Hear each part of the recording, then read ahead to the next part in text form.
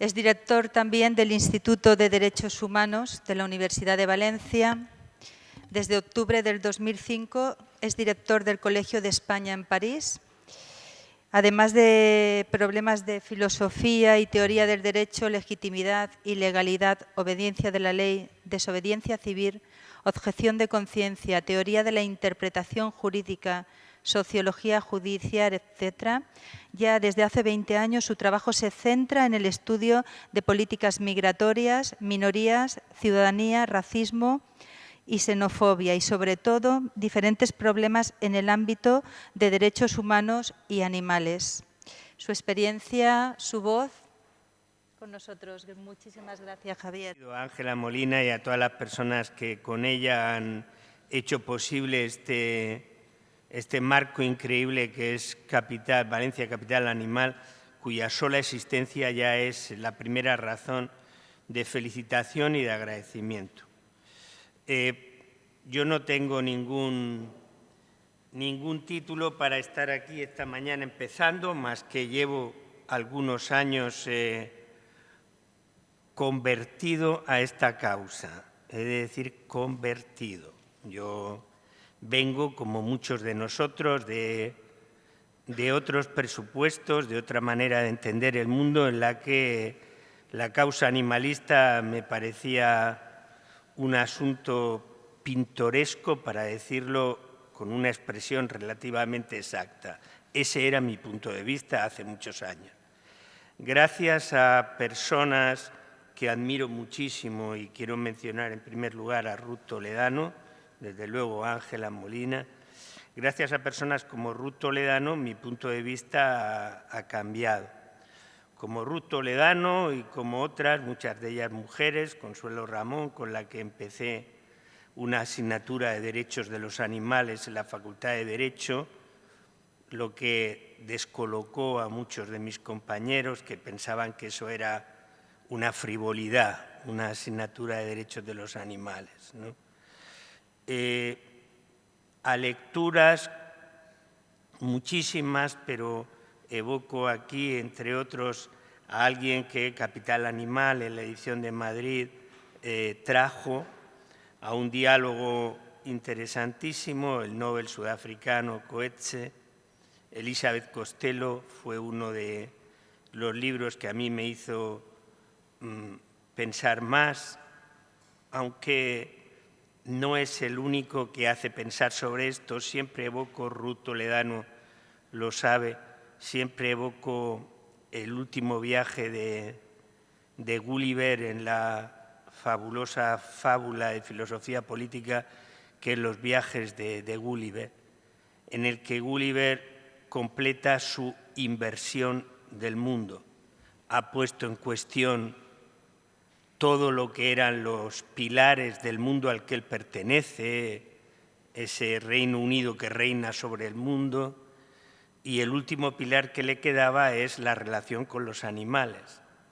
Y en ese viaje, en donde hay episodios realmente maravillosos desde el punto de vista de la crítica cultural, de la crítica social, económica, jurídica y política, se aprende mucho, aunque tiene un final muy triste, como saben, y es que Gulliver nunca se acostumbró a su vuelta de ese último viaje. No se acostumbró a volver a vivir con seres humanos que vivían de acuerdo con principios que a Gulliver había aprendido de su viaje al país de los Swims, que no merecían el nombre de humanos, por violentos, por crueles, por mentirosos, por pervertir el derecho, la vida social, el respeto a la vida.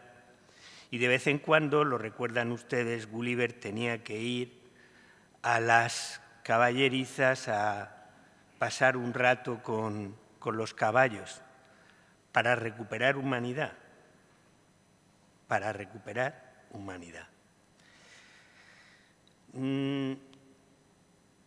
Estamos aquí en este encuentro de pensamiento animal, evidentemente no para hablar, o no solo para hablar de derechos, no lo sé, pero es de lo que yo puedo hablar. los derechos de los animales no humanos son una parte importante de la causa animalista. No se reduce a los derechos la causa animalista, e incluso hay defensores de la causa animalista que piensan que es un error enfatizar este objetivo y este lenguaje, el lenguaje de los derechos, que encuentran irrecuperable, y de eso es de lo que yo quiero hablar. No creo que les sirva de mucho mi intervención, más allá de alguna sugerencia de lectura y de alguna sugerencia para ir al cine, ¿no? Pero bueno, si contribuyo a que se entienda mejor en qué sentido la causa por los derechos de los animales no humanos forma parte y tiene un lugar importante en el debate de algo mucho más amplio como es el pensamiento animalista, me doy por satisfecho. Sí, lo importante no son los derechos, que en todo caso será un objetivo instrumental, sino un cambio de modelo que en realidad, si lo pensamos, es probablemente el más grande desafío, junto con el planteado por el feminismo, a nuestro modelo civilizatorio. Es un interrogante ambicioso sobre la necesidad de cambiar nuestro modo de pensar y organizar el mundo, nuestro modo de relacionarnos con la naturaleza y con los demás. Más allá de otro objetivo, el pensamiento animalista nos pone ante la necesidad de repensar el punto de partida, que es el valor de la vida, más allá incluso de la especie, y la responsabilidad particular que nos compete a los seres humanos a ese respecto, porque podemos y debemos hacer más, porque hemos hecho y hacemos mucho daño a la vida. Y si lo pensamos en términos de egoísmo racional, al menos no cortoplacista, aunque ya tampoco es a largo plazo el desastre para la vida, el colapso está ahí ante nuestros ojos. Para personas de mi generación, ese desastre está ante la generación de mis hijos, que es la de muchos de ustedes. No estamos hablando de generaciones futuras en ese sentido en el que se hablaba hace 20 años, bueno, problemas para la gente de dentro de un par de siglos, no. El riesgo ante el que nos encontramos está ahí delante. Afecta a nuestros hijos directamente y por eso ese riesgo es urgente y eso hace que todavía se vea con mayor decepción, frustración, angustia, la diferencia que hay entre esa urgencia y el ritmo lento de nuestra adaptación, de la aceptación, de la conversión, vuelvo a utilizar ese término al principio, de la conversión de nuestro modelo civilizatorio, porque este no es un asunto solo de modelo civilizatorio, de visión del mundo, de ideas, de debate de ideas, de influencias culturales, no. Sabemos perfectamente que aquí, como en otras causas emancipatorias y desde luego la del feminismo, hay fortísimas resistencias a las que enfrentarse.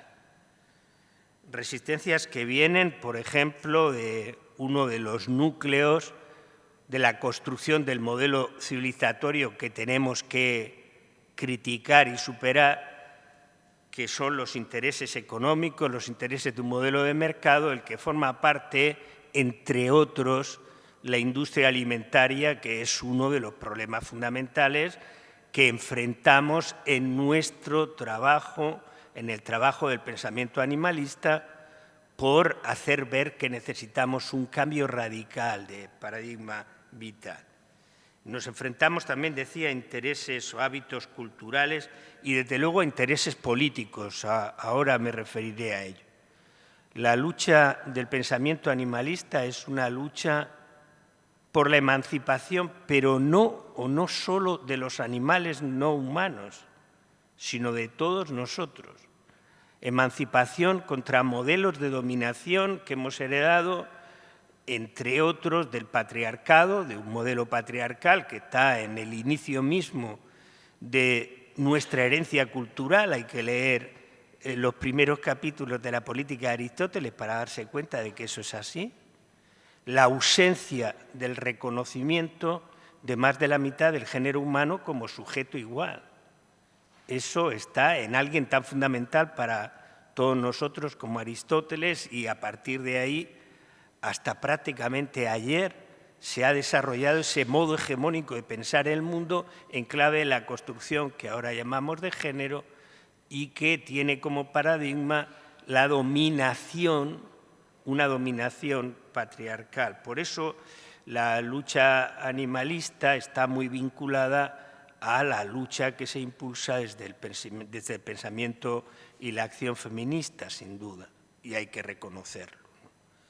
Pero también, por supuesto, porque detrás de todo esto, y yo creo que eso lo explican muy bien dos autores en los que yo me inspiro, por eso decía que yo no aportaré, pero a lo mejor sí que ayudo a alguien a leer algo que le pueda interesar para reflexionar.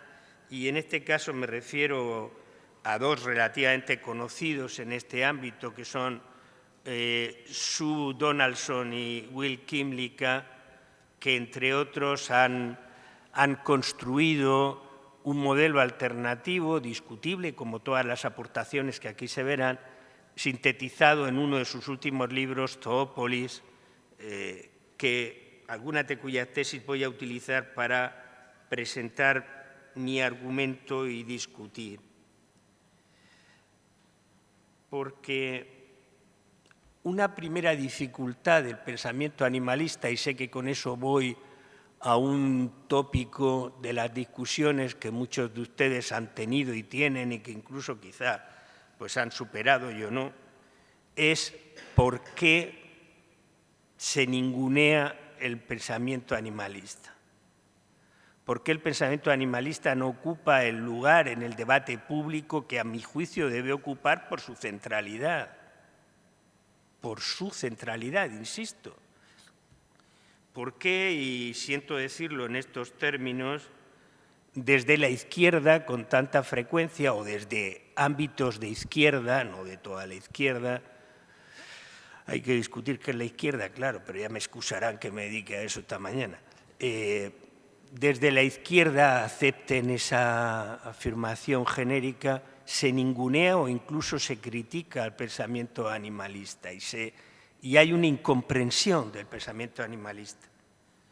Muchos de nosotros hemos sufrido en muchas ocasiones las críticas de quienes piensan que dedicar nuestros esfuerzos a la acción y al pensamiento animalista es cosa de pijos progres, con perdón de la expresión, es decir, de gente muy satisfecha del primer mundo que no tiene otra cosa que hacer y que para diferenciarse pues va y se ocupa de los animales, ¿no? Y cometemos disparates, y por eso el título de la conferencia que le propuse y que Mónica tuvo la generosidad de aceptar, cometemos disparates como el de dedicarnos a los derechos de los animales habiendo por ahí tantas violaciones de derechos humanos y tantos seres humanos cuyos derechos no son respetados, ¿no? ¿Qué hace un chico como tú, me han dicho más de una vez, en un instituto de derechos humanos defendiendo esto de derechos de los animales, ¿no? A ti te entendemos, te criticamos, pero te entendemos cuando hablas de derechos de los inmigrantes, de los refugiados, de las personas arrojadas a los márgenes, de los excluidos, pero esto de derechos de los animales es una especie de postura elitista que te puedes permitir porque eres un señor del establishment rico del norte, porque lo soy, lo somos todos los que estamos aquí, en comparación con buena parte de la población mundial, y a ver si te enteras de una vez que no es compatible. Fernando Savater me lo ha dicho más de una vez y saben ustedes que lo escribe continuamente. Entonces, derechos de los animales, no digan ustedes tonterías, ¿no? Dedíquense a los derechos de los seres humanos, ¿no? Yo creo que no, yo creo que la izquierda que no ha entendido, no digo, por supuesto, otras perspectivas políticas, a fortiori, ¿no? Que tampoco hay que mantener pautas rígidas porque desde el mejor liberalismo político, el de John Stuart Mill, se puede llegar perfectamente a entender la causa del animalismo. Pero, en fin, me preocupa sobre todo mis compañeros, mis amigos, la gente con la que discuto de izquierda que me dice esta causa no es una causa importante. Lucha por los derechos, no por los derechos de los animales, lucha por los verdaderos derechos, ¿no? Yo creo que se equivocan radicalmente porque la capacidad de la causa animalista, y no solo de la causa por los derechos, ahora hablaré de eso, para desenmascarar la ideología del individualismo posesivo, del patriarcalismo, de la propiedad y del mercado, solo puede ser parangonada a la del feminismo, en mi opinión. Solo estas dos revoluciones, que son revoluciones culturales y por tanto también políticas, son capaces de interrogar los fundamentos mismos del orden social, jurídico y político en el que vivimos, que es un obstáculo objetivo a la causa de la emancipación, que es para mí la causa de la izquierda. Si la izquierda tiene sentido es por la lucha por la autonomía de todos los seres humanos. En primer lugar, ese fue el origen, y a eso me referiré, y también su limitación, ¿no?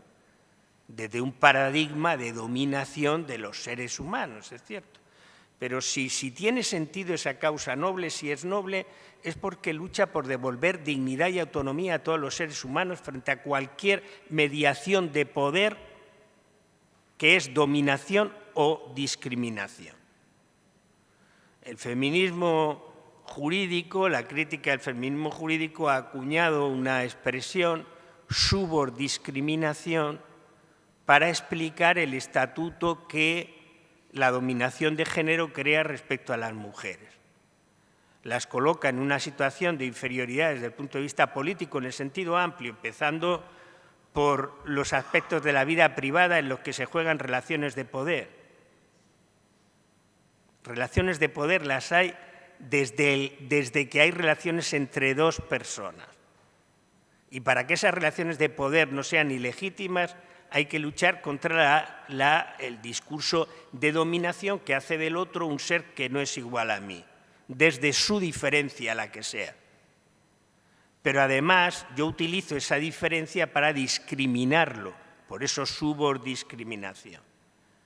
Yo creo que la capacidad del pensamiento animalista para poner de manifiesto, uno, ese paradigma de subordiscriminación, dos, la vinculación de ese paradigma a un modelo económico que es un modelo de destrucción y explotación de la igualdad y de la vida, basado, tres, en la concepción de un derecho como modelo de todos los derechos, la propiedad. El problema es precisamente para los juristas, hablo ahora para los juristas, hay por lo menos dos en la sala que yo sepa, el problema para los juristas es construir la categoría de derechos desde el modelo de propiedad. Y eso es verdad tanto en el derecho privado como en el derecho público. Y eso transmite unas limitaciones fortísimas a la concepción misma de derechos. ¿Eso con qué tiene que ver? Pues con algo que no es de ayer, que no es tampoco de hoy, que es un modelo de construcción social pegado a la noción de mercado global que ha vivido varias etapas y ahora vivimos quizá en la etapa de desarrollo más desenfrenado, que es la etapa de la globalización de mercado, que culmina, como decía un añorado filósofo y sociólogo, Zygmunt Bauman, en la creación de lo que él llama la industria del desecho humano, y que tiene como espejo las políticas de migración y asilo. ¿Todo esto tiene mucho que ver con el pensamiento animalista? Sí, sí, tiene mucho que ver. Porque sí somos capaces de construir una industria del desecho humano en la que otros seres humanos, por su condición de diferencia, son objetivamente desechos, en el primer sentido, es decir, no son seres humanos como nosotros, son infrasujetos. Y segundo, son desechos en el segundo sentido, lo que excretamos después de aprovechar. Esos son desechos. Mierda. Los aprovechamos todos, los ingerimos y tragamos toda su energía, todo lo que podemos aprovechar, y cuando hemos dejado de aprovecharlos, los echamos. En esas dos manifestaciones de desecho humano, Bauman veía algo que un filósofo camerunés, otra lectura que les sugiero, que no parece relacionada con el animalismo y que está fuertemente relacionada con el pensamiento animalista, me refiero a Achille Mbembe, que es un filósofo que desarrolla alguna tesis sobre la biopolítica que se encuentran en Foucault. Ese filósofo llama necropolítica. Y sí, desde este paradigma que criticamos, los seres humanos, los animales vivos, los seres vivos son objeto de una necropolítica, de una política en la que la vida carece de valor central.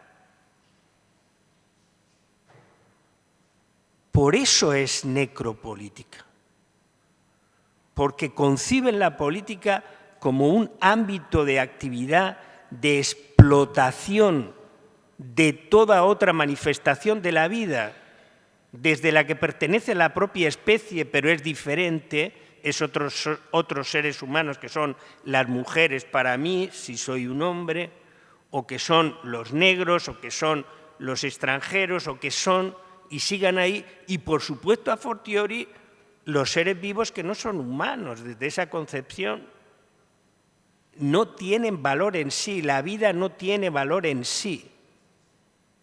Y por lo tanto no es el criterio central de nuestro orden social, del orden social que hemos construido. ¿Cómo vamos a entender nuestras exigencias de respeto a los animales no humanos si partimos de una concepción que, como explica ese último libro, ese último viaje de Gulliver, o como explica muy bien, a mi juicio, la película Blade Runner, no la película Blade Runner 2049, lo siento, no haré spoilers porque hay gente que no ha ido a verla todavía, yo creo que hay que ir a verla, a los que les guste la primera hay que ir a verla y tiene elementos estéticos interesantes. También hay que la ha criticado, y quizá no le falte razón, como una película del género porno soft, y no faltan argumentos para decirlo. Yo tengo mucho respeto por Villeneuve, el director, al que admiro como para pensar que ese era el propósito de su película, aunque evidentemente una parte del mensaje estético aparece indiscutiblemente ligado a eso, y eso no estaba así en la película original, ni por supuesto en la novela, en el cuento corto de Philip Dick. No había esa grosera objetualización de las mujeres que aparece en Blade Runner 2049 y que creo que es difícil de ignorar. Pero bueno, dejando este problema de Blade Runner 2049, lo que sí está claro en esa película, en tantas otras y en tantas obras de literatura, desde luego en algunos de los clásicos de la literatura universal, es esto que les propongo. Para entender el pensamiento animalista hay que invertir justo aquello desde lo cual hemos construido el centro de nuestro orden social y político, que es la vida como mercancía. El problema por el que, y creo que es un déficit grave de una cierta izquierda cuando no entiende el objetivo del pensamiento animalista, la revolución animalista, cuando uno pasa repaso a las causas preferentes de la izquierda en los últimos años, causas en términos de la lucha por la emancipación, desde la causa LGTB hasta la causa por los derechos de los pueblos indígenas o de las minorías, y uno ve que la causa animalista no parece que sea una causa tan importante que incluso involucra todas estas causas, yo creo que no se entiende bien cuál es el verdadero sentido de la lucha por la justicia. Y por eso el título de la conferencia, ¿no? El derecho es un instrumento terrible. No descubro nada si lo recuerdo, ¿no? El derecho para muchísimos millones de seres humanos es causa de opresión, de sufrimiento, es instrumento de violencia, de discriminación, de dominación. Y cuando digo el derecho, digo leyes, tribunales, actos administrativos, etc.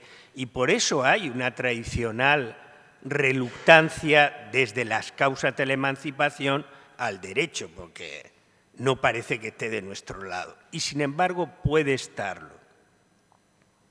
Y sin embargo puede estarlo.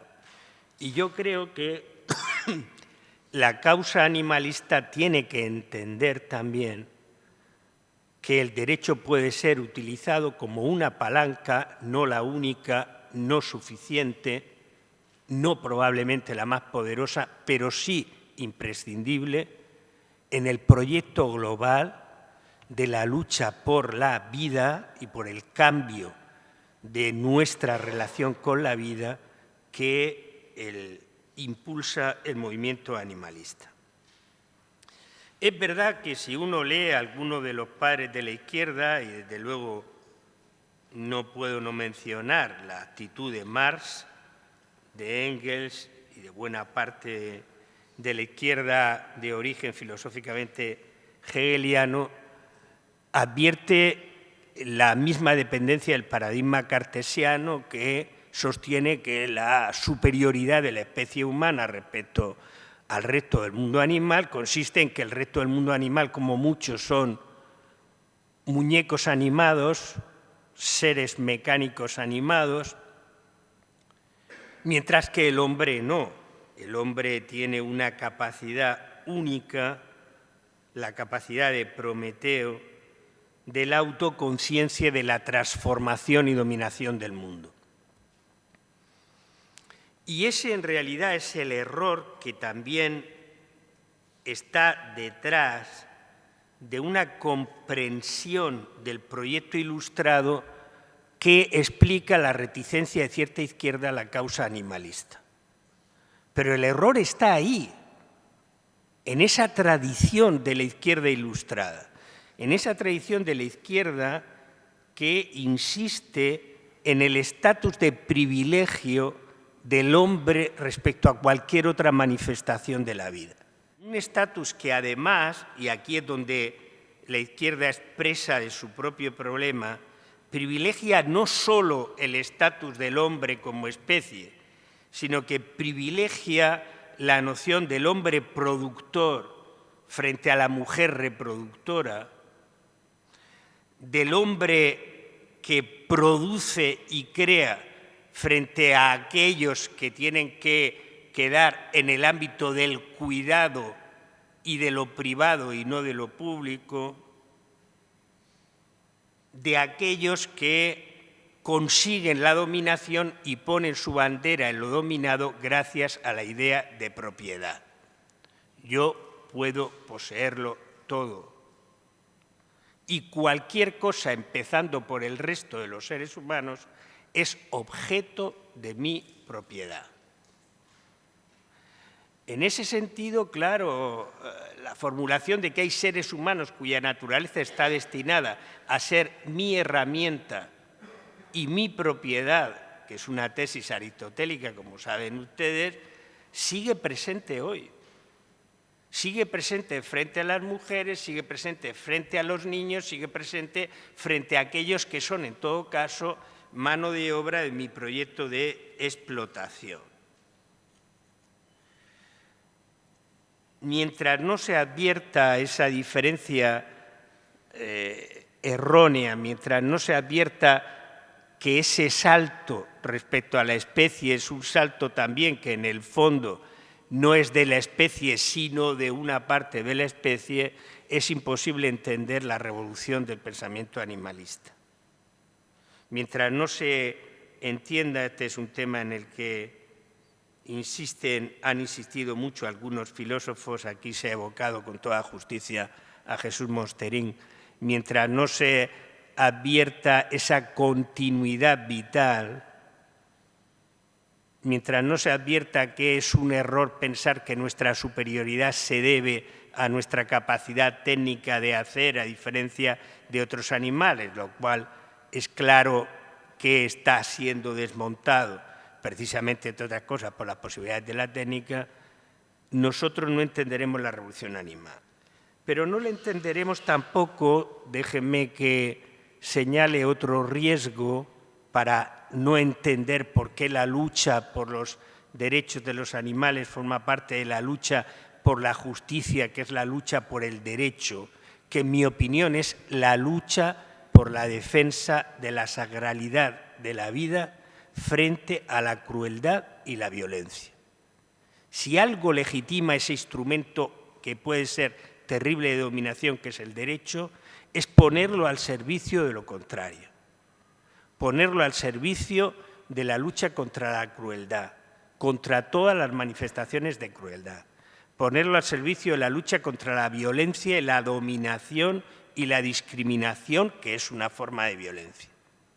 Y si eso es necesario, hay que huir también de otro riesgo que yo creo que es frecuente y que produce incomprensión de la causa animalista, que Sánchez Ferlosio ha explicado muchas veces. Uno puede o no estar de acuerdo con Sánchez Ferlosio, pero en este punto yo le estoy, que él llama el riesgo Disney, y con el que yo estoy de acuerdo, es decir, esa tendencia, entre comillas, humanitaria, esa tendencia inequívocamente paternalista de simpatizar, de mantener empatía con los animales en la medida en que lo despojamos de su condición animal y les atribuimos rasgos humanos.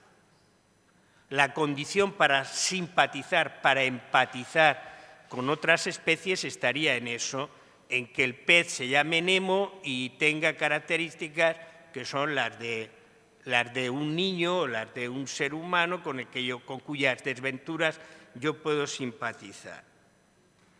En realidad, esa mentalidad paternalista es la misma mentalidad colonial de siempre, la misma mentalidad imperialista que, además, se sirve de ello para el mercado, para hacer dinero. En toda esa mentalidad, de nuevo, los animales que parece que son tratados de una manera empática, vuelven a ser reducidos a un elemento de propiedad, de negocio, de mercado, sin respeto para derecho alguno. Y por eso diré que en algunas declaraciones, en mi opinión, para mi gusto, paternalistas sobre la necesidad de la lucha por el bienestar animal, hay mucho de eso. A ver si consigo explicarme bien para no ser malentendido. Yo creo que hay que sumar y, por lo tanto, no voy a dar una batalla ideológica de ortodoxia diciendo que hay que aniquilar al movimiento benestarista porque no entiende el fondo de la causa animal. Sé que hay muchísimas personas de buena fe trabajando en proyectos benestaristas, en proyectos que más o menos llevan en nuestra sociedad occidental 150, 200 años, las sociedades protectoras de animales, etc. Y no seré yo quien critique a las personas que de buena fe ponen todo su esfuerzo en el objetivo del bienestar animal. Pero sí diré que detrás de eso, en muchas ocasiones, hay una absoluta incomprensión de cuál es el verdadero propósito, o por lo menos de lo que a muchos de nosotros nos parece el verdadero propósito. Cuando hay filósofos incluso que nos aleccionan y nos sermonean sobre cuál debe ser nuestra ética frente a los animales y que nos dicen que, hombre, que eso de los derechos de los animales es un disparate, pero que hay que profundizar en nuestros deberes hacia los animales, yo he de reconocer que tengo que hacer un gran esfuerzo por contenerme. Pienso en que es mejor sumar, pero mire, eso de que respecto a los animales lo único que puede haber es deberes por nuestra superioridad como agentes morales significa no entender nada de lo que es el proyecto civilizatorio que la causa animalista tiene detrás. Es seguir manteniendo esa posición del hombre como dueño de la naturaleza, que tiene una inspiración en alguna medida de algunas religiones reforzada por el pensamiento cientista y por la ideología del mercado que se ha desarrollado a partir de ahí. No, nuestro objetivo no puede ser ese. Solo quien se preocupa de verdad por la lucha por los bienes e intereses prioritarios ligados al bien de la vida entiende lo que significa la lucha por el derecho. Yo les decía, y lo reiteraré, soy de los que piensa que merece la pena luchar por el derecho, pero por el derecho entendido de otra manera, como un instrumento al servicio de la vida y al servicio de la emancipación, al servicio en primer lugar del respeto a la vida. Y por eso la causa de los derechos de los animales no humanos, que es la causa de la lucha contra la crueldad y la violencia, les decía hace un momento, está para mí en el núcleo de la causa de la lucha por el derecho. ¿De qué se trata? Les propondré para terminar un esquema de 3 tipos de argumentación para entender de qué va esto de los derechos de los animales. Ya sé que a lo largo de estos días habrá gente con formación jurídica, técnica muy específica, que planteará debates muy específicos sobre cómo mejorar la lucha por los derechos de los animales, qué consecuencias debe tener eso en el régimen administrativo, cómo enfocar, por ejemplo, la caza y la pesca, cómo enfocar la industria alimentaria, cómo enfocar todo lo que hay ahí, que son violaciones graves de lo que yo entiendo por derechos de los animales no humanos, cómo enfocar, por ejemplo, el ámbito del ocio. El ámbito del ocio en relación con los animales, donde se produce uno de los escenarios más claros de la mistificación de nuestra relación con los animales. De nuevo, los animales como mera mercancía sometida a nuestra diversión y sin ningún respeto por la vida, sin ningún respeto por su vida, por la autonomía, ¿no? De eso ya se hablará. Ahora déjenme que les diga que, en mi opinión, hay 3 modos de luchar jurídicamente por la causa animal. Uno primero, desde luego, es el que ya he recordado y que muchos de ustedes conocen bien, que es el de decir el objetivo del derecho debe ser superar el malestar en que viven, la opresión en que viven los animales y, por lo tanto, superar su condición de bienes o de objetos. Y hay muchos juristas que están trabajando en eso y que ponen su lucha en modificar, para empezar, los preceptos que en buena parte de nuestra familia jurídica en el continente se centran en la concepción que encarna el Código Civil de muchos de nuestros países, que considera a los animales como objetos. ¿Objetos de qué? De propiedad, evidentemente. De propiedad, de venta, de mercado, etcétera, ¿no? Y por lo tanto creen que la primera lucha es destruir ese prejuicio. hacer entender que los animales no son objetos, que no son bienes como las sillas, que nuestra relación con ellos no puede ser la que yo tengo con la propiedad y menos todavía con esa noción romana de propiedad que tenía el sujeto ese que acabamos de aprender por el WhatsApp que ha recibido Ruth Toledano, que ha sido absuelto.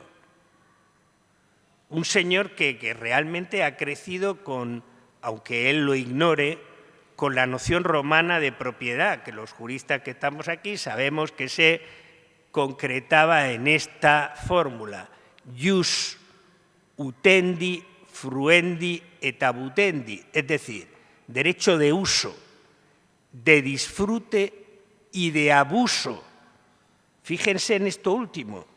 Si algo es mi propiedad, yo puedo destruirla porque es mi propiedad. Sea mi propiedad un esclavo, una mujer, un niño o un animal no humano. Como yo soy propietario, hago lo que me da la gana, porque es mío, mía. Es mi mujer, es mi niño, es mi perro. Y por lo tanto lo puedo arrastrar. ¿Es un progreso el cambio en los códigos civiles, la lucha jurídica que hay en una parte del movimiento jurídico animalista por decir lo que hay que hacer es cambiar la consideración de los animales como cosas? Sí, yo creo que sí, pero creo que es insuficiente.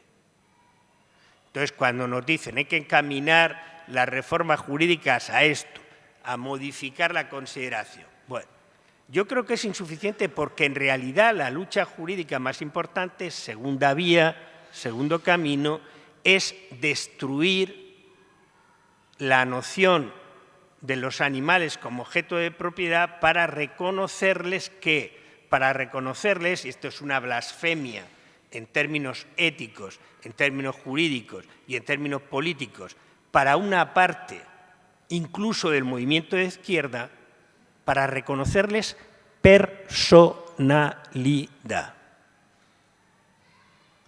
para reconocerles estatuto igual al de personas, personas no humanas.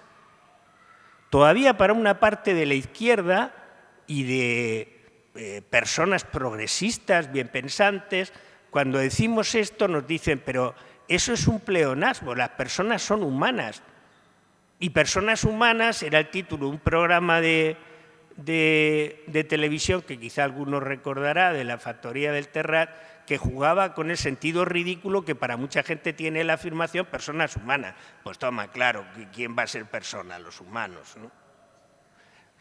No, yo creo que eso lo ha explicado muy bien, entre otros, Gary Francione, además de Reagan y sobre todo Kymlicka, en oposición a Singer, otra de las figuras claves de pensamiento jurídico, político y ético animalista. El dilema es este: property or rights. Ese es uno de los títulos de un ensayo de Francione. Animals, property or rights. O son propiedad o son sujetos de derechos, lo que a los éticos, a una parte de los filósofos éticos les parece un disparate. ¿Cómo van a ser sujetos de derechos si no son agentes morales, ¿no? Aquí los únicos que somos agentes morales somos los seres humanos que tenemos capacidad de decisión sobre el bien y el mal, ¿no? Hoy nadie que tenga una mínima noción de neurociencia, que cultive mínimamente la etología, sostendrá que no hay animales no humanos capaces de la distinción entre bien y mal con otros códigos de bien y mal, evidentemente, como entre los humanos hay muy diferentes códigos de bien y mal. Pero sobre todo el problema es este, es decir, son personas porque son titulares de bienes relevantes y eso es lo que nos hace personas. Lo que nos hace persona no es nuestra mayor capacidad intelectual en términos de un tipo de inteligencia que normalmente es además sectorial y que no incluye la emocional, por ejemplo. No, lo que nos hace personas es precisamente que somos titulares de bienes relevantes y el primer bien relevante es la vida. La vida. Y la conservación de la vida, con lo que ello supone, lleva consigo unos derechos que hay que reconocer. Y los tienen todos los que tienen esa condición de titulares de la vida. Por eso, a los animales, si aceptamos esa tesis de la personalidad jurídica, ya saben ustedes, en los círculos jurídicos y también en el pensamiento animalista, se conocen algunas sentencias aisladas de reconocimiento de personalidad jurídica a algunos simios superiores. Lo han visto ustedes, hay alguna sentencia en Argentina, hay alguna sentencia en Estados Unidos, hay alguna sentencia en Australia. El problema es que no se trata de hacer iguales a los animales no humanos con los humanos, si es que no se trata de conferirles el derecho al voto o el derecho a la libertad de prensa. No, no es ese el objetivo. El objetivo es reconocerlos como titulares del bien básico que es la vida y de lo que con ese bien lleva aparejado, que son intereses morales y jurídicos relevantes. Y por eso hay que reconocerles, primero, que no pueden ser objeto de propiedad, lo cual es una revolución importantísima y costosísima. Y ahora iré al tercer planteamiento. Segundo, que tienen derechos negativos relacionados con la vida. Derecho a no ser matados, a no ser tratados cruel o violentamente. Derecho a no ser mero objeto de explotación por el ocio. Derechos a no ser confinados, a no ser utilizados meramente como herramientas de prueba, incluso con el argumento más noble que tenemos, que es el del progreso del conocimiento y de la ciencia. Y ahí sé que estoy enunciando campos que son campos objeto de polémica. Pero además hay otros derechos que tienen que ver con la condición de grupos específicos de animales y que derivan también de eso. Por ejemplo, en el ámbito de las mascotas, en el ámbito de los animales domésticos, en el ámbito de los animales de compañía, también diferenciado en el ámbito de los animales que llamamos todavía animales salvajes, derechos como, por ejemplo, al territorio, a la autonomía en un sentido conestable con otros derechos. Claro, siempre habrá algún estúpido, con perdón, que con ínfulas de jurista nos diga, pero qué estupidez, ¿cómo vas a reconocerle derecho al territorio a los animales cuando ahí estamos nosotros, que tenemos derecho al territorio? Es la misma estupidez que cuando a uno le dicen que si tiene derecho a una cosa, está negándole el derecho a otro. Es que los derechos son eso. Los derechos son instrumentos para garantizar la salvaguarda de los bienes de seres que viven en común. Ningún derecho es absoluto. Cuando yo digo que tengo derecho a la vida, no lo digo en términos de derecho absoluto, ni para los humanos ni para los no humanos. Por supuesto que habrá confluencia o conflicto de intereses, pero eso no quiere decir necesariamente que ese conflicto de intereses no se pueda regular positivamente para salvaguardar los intereses más importantes de los que estén en conflicto, humanos y no humanos. Kymlicka, termino con eso, ha hecho en un reciente trabajo publicado en una revista de filosofía política de este mismo año, de 2017, si hay alguien que quiera referencia se la doy con gusto después, ha hecho una propuesta interesante encaminada sobre todo a aquellos animales que más nos preocupan, que son los animales domésticos. Kymlicka reconoce la dificultad teórica de la solución argumentativa más fuerte, que es la que acabo de recordar, reconocerles estatuto de persona, lo que no quiere decir reconocerlos como seres humanos, insisto, que ninguno de los que estamos aquí somos tan gilipollas, con perdón, sé que se está grabando esto, perdón por el exabrupto, no somos tan imbéciles como para estar pidiendo que mi animal de compañía tenga el mismo estatuto que Donald Trump, que aunque ustedes no lo crean, merece un estatuto de respeto como persona, ¿no? Y por tanto unos derechos, ¿no? Por mucho daño que esté haciendo, ¿no? Ninguno de nosotros pide eso. Cuando hablamos de los derechos de los animales no humanos en el marco del pensamiento animalista, no pedimos eso. Y pedimos, por tanto, respeto también a nuestra argumentación, ¿no? El argumento de Química es, a pesar de eso, la lucha por el reconocimiento como titulares de personalidad, de lo que los juristas llaman la condición de persona, es una lucha más que a medio plazo y hay una resistencia feroz. Entonces, ¿qué hacer en el mientras tanto? Que es lo que nos ocupa ahora mismo. Él ha lanzado una propuesta que sé que se está discutiendo ya, no es original suya, pero él, en mi opinión, es quien mejor lo ha formulado, por eso sugería la lectura de ese artículo, de tratarlos como cotrabajadores o miembros de la familia. Cotrabajadores o miembros de la familia. Por tanto, los animales deberían tener, los animales de compañía, los animales domésticos, debieran tener ese estatuto de miembros de la familia que, evidentemente, nos obliga a reconocerles un ámbito de derechos que tienen que ver con el primer y fundamental derecho, que es la sacralidad de la vida y los derechos negativos, no inferir a nadie, tortura a nadie, torturas, malos tratos, tratos y relaciones no consentidas, tratos crueles, etcétera. Todo eso hay que reconocerlo. ¿Puede ser esa una solución? Creo que es un ámbito de discusión. Siento haberme extendido tanto. Estoy seguro de que a partir de las discusiones que se van a desarrollar después van a aprender ustedes mucho, van a ser muy útiles.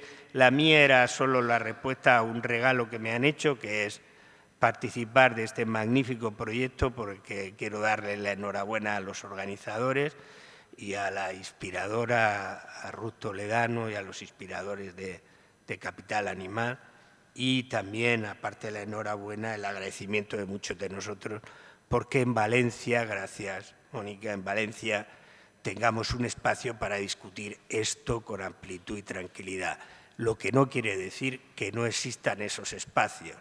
Déjenme que aproveche el último minuto para decir que, por ejemplo, en el Colegio de Abogados, gracias a la iniciativa de personas como Laura y otras personas que no están aquí, que supongo que estarán, y modestamente tengo que hacer propaganda, en el Instituto de Derechos Humanos de la Universidad de Valencia estamos acompañándoles. Les acompañamos en esta empresa que es la más noble, la de la lucha por la vida y por el respeto, una empresa difícil, pero precisamente porque es difícil y porque es importante, una empresa en la que merece la pena estar. Muchas gracias.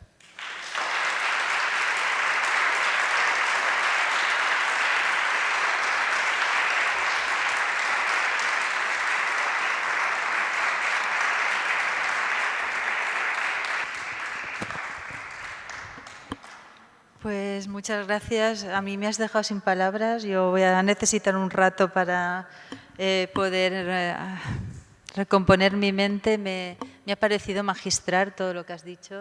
Yo necesitaba oírlo así, como lo has dicho tú, sinceramente, de la mejor manera, con esa claridad, con ese amor hacia esos seres a los que tú también defiendes. Un orgullo teneros en Valencia. Conozco perfectamente el trabajo que hacen en el Colegio de Abogados. Esta tarde estar aquí Isabel Requena y el fiscal de Medio Ambiente, Jesús Olmedo, y estás tú, que es el que has abierto esto para mí de una manera inmejorable. Me has hecho llorar. Soy muy llorona, sí, solo cuando hablamos de animales, no creas. Pero creo que ahora va a empezar algo importante, ¿no? Se abre el turno de preguntas. Creo que hay muchas preguntas o muchas respuestas que necesitamos. A lo mejor Javier, aunque lo ha hecho de manera impecable y lo ha explicado todo genial, pero igual hay alguna pregunta por ahí que pueda aclararnos algo más. ¿Alguien quiere hacer una pregunta? Sí. El micro de mano, ¿lo tenéis, por favor? Bueno, yo le puedo proporcionar a mi amiga Ángela Molina el texto de esta intervención, en donde viene una referencia de los libros y ponerlo a disposición de todos. De todas maneras, los que lo quieran, yo estaré encantado, me mandan un correo electrónico y yo les mando algunas referencias. Yo he de advertir que soy muy caprichoso también y que seguramente faltan muchísimas cosas y yo pongo mucho interés en algunas que a mucha gente no les interesa, ¿no? Pero con mucho gusto yo pongo a disposición de quien lo quiera no solo el texto de esta intervención, sino también las sugerencias de lectura que en el texto se recomiendan, ¿no? Están grabando las conferencias, él ha dado su permiso y un gesto generoso para que lo podamos subir a la página de Valencia Capital Animal, así que allí vais a tener íntegra esta conferencia que hace falta volver a oír 1000 veces para que nos penetre bien todo las cosas tan importantes que se han oído aquí esta mañana. Me hubiera encantado que hubiera sido esta tarde, pero no teníamos tiempo, pero para que las 160 personas que se han matriculado hubieran vibrado. Yo creo que ha dicho cosas, bueno, creo que coincidimos todos, ha dicho cosas importantísimas, ¿no? Así que la podéis oír también. Bueno, Ruth. Sí, ahora que me pregunta Ruth, y antes de que ella diga nada, lo diré yo, entre esas referencias, una utilísima, porque al mismo tiempo que es muy práctica, siempre obliga a pensar, es seguir el blog del caballo de Nietzsche. Esa es una referencia, a mí me ha ayudado mucho en el tiempo que lo llevo leyendo y me parece una herramienta de facilísimo acceso, es ir al blog directamente, en el caballo de Nietzsche, está alojado en el diario.es, pero se puede acceder directamente al blog y todo lo que encuentran allí es de una enorme utilidad en todos los campos en los que el pensamiento animalista se desenvuelve, también en la base de la discusión ideológica y filosófica, pero por supuesto en aspectos prácticos muy concretos de lucha contra violaciones gravísimas de la causa de los derechos de los animales, por ejemplo, ¿no? ¿Te vamos a dar micro? ¿No? Es que si no, igual no. Es que, ¿se oye o no? Sí, sí, oye, ahora sí, vale. Bueno, muchísimas gracias. Yo también me he quedado pues impresionada con tu intervención, con tus palabras. Siempre ha sido así, pero hoy comentaba con Chemalera que a los dos es el día que más nos ha llegado tu aportación, que es también fundamental en este camino de construir un nuevo mundo, ¿no? Un mundo más justo. Hay algo que me ha encantado, que es la relación, la referencia que has hecho constante a por qué la izquierda, las explicaciones que has dado a por qué la izquierda siempre ha sido ajena a estos planteamientos. Y tú hablabas de la izquierda ilustrada y de pronto me gustaría si pudieras hacer ese nexo, ¿dónde se perdió el nexo que tendría que haber entre la izquierda y los ilustrados? No me refiero a la izquierda ilustrada, sino a los ilustrados de la Ilustración, que realmente en España, a pesar de que, cuando dicen es que en España no aprendió la Ilustración, es que se tuvieron que ir al exilio una vez más. En la historia de este país siempre se repiten las cosas. Ellos estuvieron en el exilio, pero realmente fueron los primeros, digamos, que incorporaron a sus discursos políticos y filosóficos pues cuestiones que tenían que ver con el respeto y con la consideración moral de los otros animales, ¿no? Y sin embargo luego la izquierda lo fue dejando en el camino.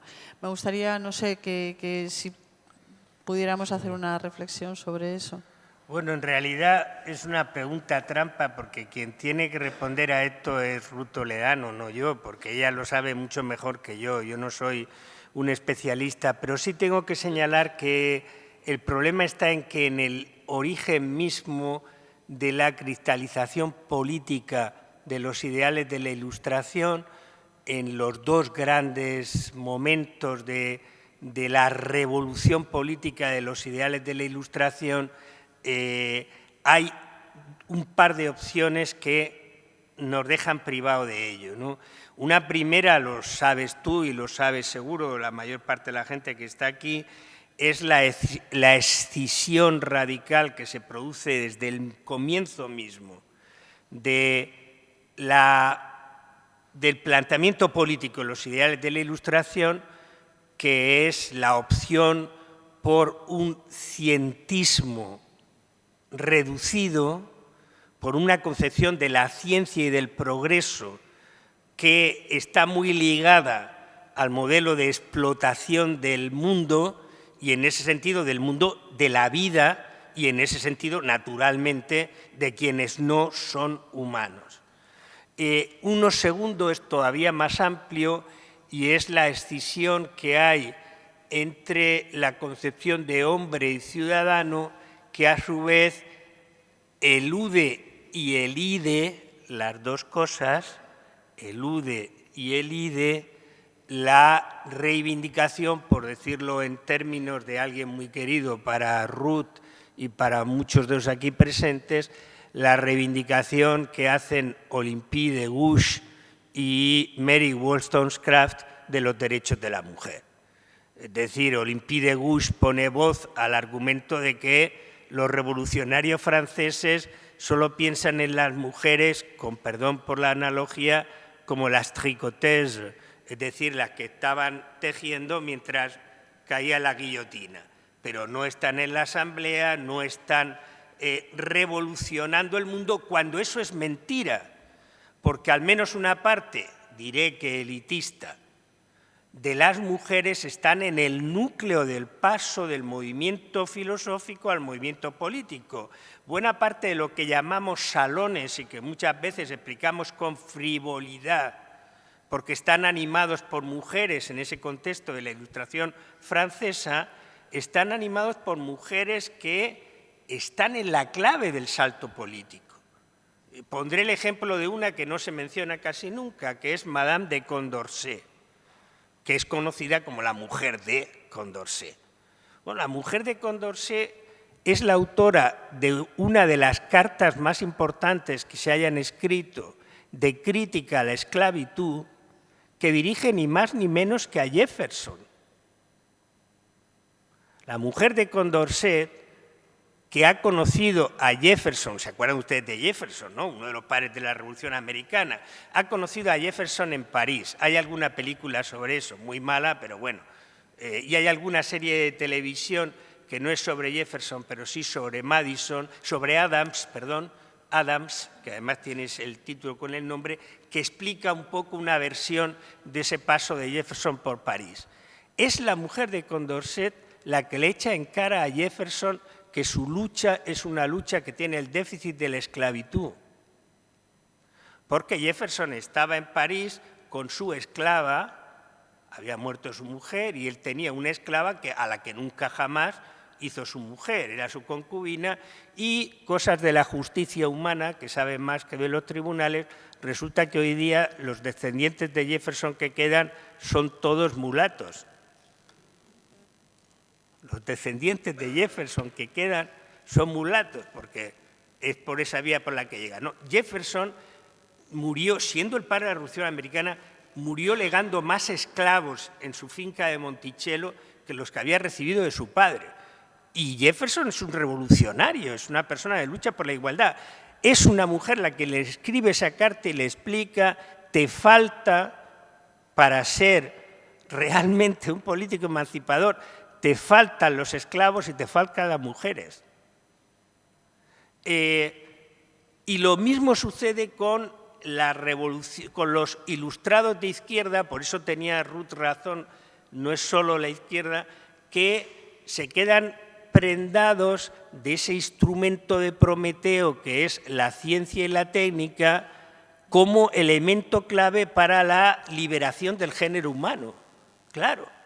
En el fondo, haciendo verdad lo que en Aristóteles, en un paso de la política que es muy importante, para Aristóteles era imposible, les cito, yo puedo seguir hablando así, sin tasa, les cito, si las lanzaderas tejieran solas y los plectros tocaran solos la cítara, no habría necesidad de esclavo para el amo ni de amo para el esclavo. ¿Qué es lo que está diciendo? Está argumentando que la esclavitud es una institución natural y necesaria para el progreso del género humano. Y luego argumentará que hay seres humanos que por su condición, básicamente los bárbaros, los que no son como nosotros, que no saben hablar y por eso son bárbaros, porque la expresión bárbaro es la expresión del que balbucea, el que no habla en un lenguaje comprensible, porque habla el suyo, claro, pero es que el único lenguaje es el mío, ¿no? Entonces, Aristóteles está diciendo que si se produjera el hecho impensable de eso, de que las lanzaderas tejieran solas o las púas de guitarra, los plectros, tocaran solas la cítara, que la esclavitud desaparecería. ¿Qué es eso? La técnica. ¿Qué es eso? El impulso científico que va a hacer de la técnica el salto a la tecnología. No la técnica, sino la tecnología. ¿Qué es eso? El maquinismo. ¿Qué es eso? El desarrollo industrial. ¿Qué es eso? El fordismo. ¿Qué es eso? Una concepción del mundo que es demolida brillantemente por alguien mejor que por todos los escritos que se hayan escrito, que es Charles Chaplin en las secuencias de tiempos modernos. En las secuencias en las que él es un engranaje, ¿no? de la rueda en la que está trabajando, ¿no? Bueno, pues eso es, la izquierda queda, digamos que deslumbrada, la izquierda ilustrada y los ilustrados, no solo la izquierda, quedan deslumbrados porque efectivamente ahí está la máquina, la palanca para liberar a la humanidad. La palanca para liberar a la humanidad es la ciencia aplicada a la producción y no se dan cuenta de que eso no va a liberar a la humanidad, sino de acuerdo con la maravillosa paráfrasis de nuevo, mira que insisto, en este caso es el primer viaje de Gulliver, la maravillosa parábola de la comisión científica del rey de Lilliput, que cuando encuentran al hombre montaña, no se acordarán ustedes de este pasaje, encuentran al hombre montaña en Lilliput, ¿no? Y entonces, como en cualquier sitio civilizado, que es una de las ironías finísimas de Swift, ¿qué hace el rey? Nombra una comisión para que explique qué es eso, ese hombre montaña que ha aparecido, ¿no? Y entonces hay un párrafo precioso que dejo para que lo lean, no se lo cuento, en el que la comisión explica al rey que han descubierto quién es el dios del hombre montaña. Y el dios del hombre montaña es su reloj. ¿Por qué? Porque el hombre montaña les ha explicado que no hace nada sin consultarlo previamente. Y ahí Swift, siglos antes de Mumford, de la crítica de Mumford a la revolución industrial y el maquinismo, explica que en el momento en que el hombre creyó adueñarse del tiempo, se hizo esclavo de él. En el momento en que ese artefacto, que no es el reloj natural, sino el reloj mecánico, nos permite medir el tiempo, resulta que en vez de apropiarnos del tiempo, nos hemos hecho esclavos de esa manera de medir el tiempo. Bueno, es eso, es decir, en lugar de servir a la emancipación, hemos seguido el paradigma de propiedad, explotación y dominación y hemos puesto esa técnica al servicio de un modelo que es un modelo de explotación de la vida, de explotación de los seres humanos que ya no son esclavos, pero viven como esclavos, los trabajadores del fordismo, de explotación de los animales, de explotación de la vida misma al servicio de esa máquina que es nuestra perdición, que nos permite dominar el mundo como nunca lo pensamos, pero que en realidad nos lleva a perder el mundo. Eso es como yo lo entiendo, sé que no es eso solo lo que tú me pedías, pero es lo que yo puedo explicar, ¿no? También diciendo que, en fin, que esa reflexión se puede hacer, como decía Ruth Toledano, con mucha pertinencia, no solo sobre la izquierda, sino sobre lo mejor de la derecha, que es el pensamiento liberal. Porque es, cuando hablamos de Mary Shelley, de Mary Wollstonecraft, de esas mujeres y de los hombres que con ellos, desde una concepción liberal, empiezan a abrir otra visión del mundo. Mary Shelley escribe la historia de Frankenstein. Y la historia de Frankenstein no es la historia de un monstruo, es la historia de cómo creamos la idea de un monstruo. ¿En el afán de qué? En el afán de dominar la vida. Hay en una de las películas sobre el mito de Frankenstein, la que Frankenstein es Kenneth Branagh, hay un diálogo muy bonito sobre eso, es decir, ¿por qué Branagh quiere hacer eso? ¿No? Bueno, en el fondo, el liberal que también queda deslumbrado por esto y que tiene como primera idea el valor de la libertad y de la vida, traiciona ese ideal también por esa capacidad de dominio que le da. Y claro, entonces el asunto es que si yo puedo crear la vida, la domino. Y ese es el problema, la dominación, no el respeto de la vida, ¿no? Ese es el problema para mí. Sé que no he contestado a lo tuyo, pero es lo que yo puedo decir. Sí. Aprovechando la cercanía, cojo el micro, luego te lo paso. Muchas gracias, Javier, ha sido magistral la charla que nos has dado y además tenemos la suerte de que va a quedar grabada y la podemos ver todas las veces que queramos, así que muchas gracias por ello. Y la pregunta va relativa a la universidad, sí, al ambiente universitario. Si la universidad es fuente de conocimiento, transmisión de conocimiento y también generadora de conocimientos, ¿qué le falta a la concepción animalista para entrar en la universidad o qué tiene que hacer la universidad para poder ser receptora de esa concepción animalista y poderla transmitir? Bueno, tú lo sabes mejor que yo, que el problema, lo sabes tú, que el problema no es solo de la universidad. El problema es que en todo caso la universidad llega tarde, porque el problema está en los niveles básicos de la educación. Los que trabajamos en la universidad nos encontramos con gente ya hecha, y por tanto ya hecha para bien y para mal.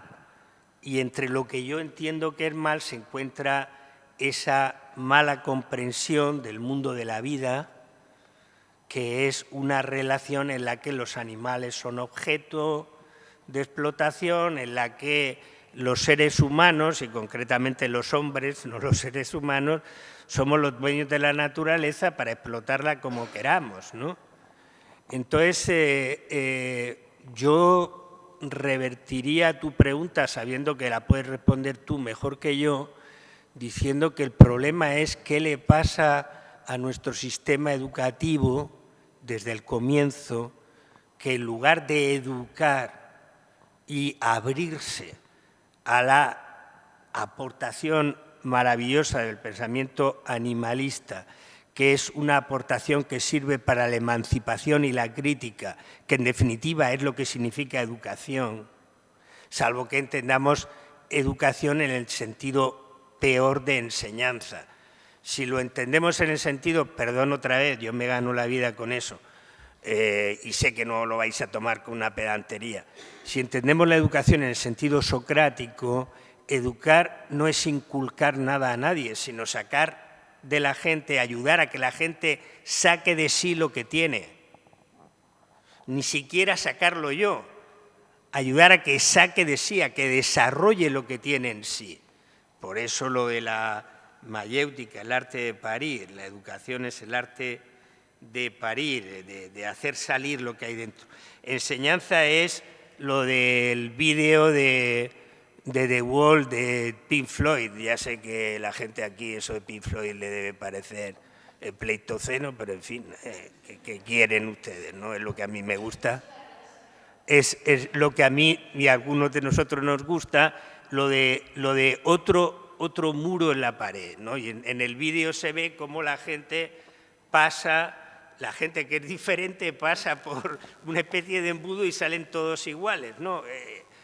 Si la educación es enseñanza, pues entonces estamos perdidos, porque entonces, claro, un pensamiento disruptivo, crítico, global, como es el pensamiento animalista, es completamente ajeno a los establecimientos de enseñanza como adoctrinamiento, ahora que está tan de moda decir si adoctrinan o no en las escuelas. El primer indoctrinamiento es ese, no que les enseñen a ser nacionalistas, españolistas o catalanistas, ¿no? El primer indoctrinamiento es enseñarles a no preguntarse nada y a tragar lo que yo les doy.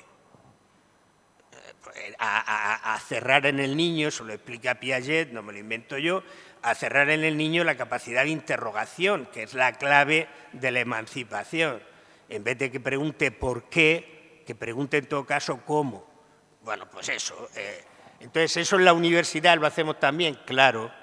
Y yo creo que el problema de la universidad en gran medida es la progresiva transformación de la universidad en una máquina, digo máquina con el máximo de los respetos y también por la universidad, que de todas maneras sigue siendo, en la universidad sigue existiendo lo más precioso que hay, que es la libertad de crítica. Y hay muchas instituciones universitarias que permiten eso, pero la universidad como institución ha devenido en un instrumento no solo de indoctrinamiento, sino de preparación para el mercado, con el argumento además de que si no los universitarios somos unos irresponsables, porque no respondemos a las necesidades del mercado. Desde el secuestro que se ha hecho de la sociedad civil por un sector de la sociedad civil, que son los emprendedores o los empresarios, que son gente muy respetable si se mantienen en lo que están, que es ser una parte de la sociedad civil, no la sociedad civil.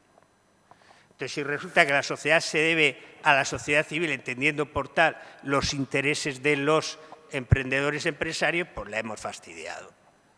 Y entonces, claro, lo que hacemos es formar gente que sea lo más eficaz posible en la transmisión de un sistema de vida y de producción. Yo creo que la universidad, tanto las facultades de física como las facultades de humanidades o filosofía, tienen que ser otra cosa. No niego que no haya que formar profesionales, faltaría más. Pero nadie es profesional si no tiene capacidad de crítica. Es otra cosa. Se sabrá toda la física moderna y sabrá todo lo que escribió Niels Bohr, pero no será un físico si no es capaz de interrogar. Entonces, yo creo que en buena medida la universidad, por razones fácilmente comprensibles, y es que tenemos que comer, y que como no nos da de comer, quien nos tendría que dar de comer, que es el gobierno, porque realizamos una función de utilidad pública y el gobierno no quiere dar ese dinero a las universidades públicas y ha destruido el sistema de ciencia, investigación, universidad, probablemente de forma irreparable, y aquí actúo como viejo cascarrabias, pero no puedo decir lo que no pienso. Cuando digo el gobierno Rajoy. No digo con eso que los gobiernos anteriores cuidaran a la universidad como cuidan a los caballos de carreras, no, pero sepan ustedes que estamos en un momento de enorme dificultad para esa parte de la sociedad, que no digo que sea la más importante, pero es una parte importante, que es la universidad.